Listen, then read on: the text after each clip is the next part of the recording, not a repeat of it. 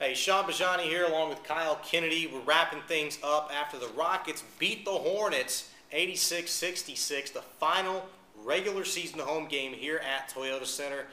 Rockets take care of business. One game left, and the regular season will be over, and the playoffs will begin this weekend. Rockets got to take care of things in Dallas on Wednesday. I think they'll do that quite handily, but something we're going to talk about here tonight.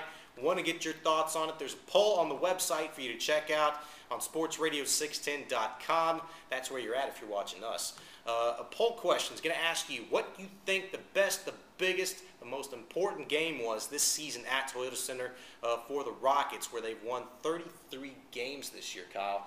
And the game that we're talking about tonight, as we wrap things up here at Toyota Center, the 86-66 win over the Hornets tonight, I certainly think you can lump that into that category in which we're talking about. But we're going to hit about 5 or 6 games here that were big kickstarts for the Rockets. Yeah, and let's start off with the January 13th game versus the Lakers.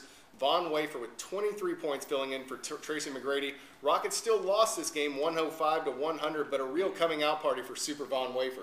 Yeah, big game for Von. I think he had proved to the Rockets that he wasn't a fluke, or that the 10 and 15-point games that he had before weren't like an aberration or anything. They thought he was for real, and he showed fans that, hey, this guy's for real. He's no T-Mac when healthy, but certainly can step in and fill it up with anybody. I mean, this is a guy, Von Wafer, who had bounced around the league for 4 or 5 years, a former Laker himself. And, Kobe Bryant actually praised him after that game, saying, he's a streaky shooter, but boy, did he shoot the lights out of that ball that night here. And, Kobe Bryant did that just a little bit more as he kind of came back and stunned the Rockets there late. But, yeah, definitely one of the big games. Another game I got on this list is the January 21st Utah game. Von Wafer, again, 21 points that game, 3 big three-pointers in that one. But he did that with no T-Mac and no Ron Artest that game. And I think that gave the Rockets a big boost there. I mean, they beat the Jazz 108-99. They'd proven to themselves that they can take care of business against a contender in the West like the Jazz, which at that time were playing very good basketball. Yeah, and it's no secret the Rockets have had their problems with the Jazz, especially in the first round of the playoffs over the last couple of seasons. But we moved from the West Coast, or the Western Conference, to the Eastern Conference. February 26th, LeBron James and the Cleveland Cavaliers come to town. Rockets topped the Cavs 93-74. We were both here that night. The win for the Rockets that night closed out the longest win streak of the season for the Rockets. Six-game home win streak here at Toyota Center, and they won them all. Held the Cavs to their lowest scoring total of the season, 74 points. And it was the first game of LeBron James' career that he did not have any dimes. Yeah, first game with no dimes in like 505 games or something like that. Just something ridiculous. Yeah, the Rockets complete the 6-game homestand. They sweep the 6-game homestand. All those numbers, great. But the fact that the Rockets took care of business against, at the time, maybe you would have called the Cavs at the time at least one of the best teams in basketball. They were certainly the best team in the Eastern Conference, excuse me. Yes. But now as it turns out, best team in basketball right now. Rockets took care of business then, and they beat the Celtics before. They've beaten the Cavs. They've taken care of business at times with the Spurs. They've beaten the Jazz. Team that they haven't beat, though, I think, is the Lakers this season. No, they have not. So we'll have to wait and see. Maybe it's the Western Conference Final Showdown. Who knows? But certainly a big game there. Anything can happen in a 7-game series. Yeah. Another game we're going to look at quickly is the Mavericks game, and that was February 20th, the day after the trade deadline.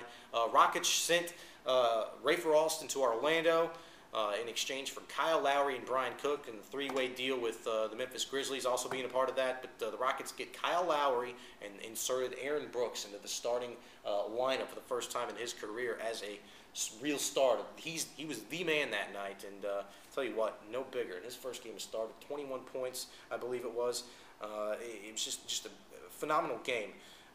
19 points, 8 assists for Aaron Brooks that game. His first game back, hit the big 3 with 24 ticks left, lifted the Rockets over a good Mavericks team. They were playing some very good ball then. Yes, they were playing some really good ball right then. And that, of course, is the opponent the Rockets will be closing out their season with come Wednesday night. Do we got time for one more? I think we have one more. April 7th, Rockets topped the Orlando Magic. It was just a couple of days ago. Must-have game, of course, since it is the playoffs, and playoff seeding is so important, especially in the Western Conference. Rockets topped the Magic here at Toyota Center. Clutch game in the run for the playoffs. 93-83. Dwight Howard had nothing in that game. I mean, Yao Ming Yao Ming owned him. Let's face it. Dwight Howard was a non-factor essentially in that game for Orlando, provided no spark. The Rockets had an answer for everything that he did. Yao Ming wasn't dominant, but he was much better than Dwight Howard that game. And the Rockets bench, which has been so phenomenal over the last week and a half, and really throughout the entire season, went through kind of a little bit of a lull though with Carl Landry out for 3 weeks. But boy, have they picked it up. Tonight, they get another big showing. Rockets beat the Hornets 86-66 and improved to 53-28 on the season. They get their 33rd win here at Toyota Center. So you can definitely lump this game tonight into this mix. But we've got a poll question, Kyle.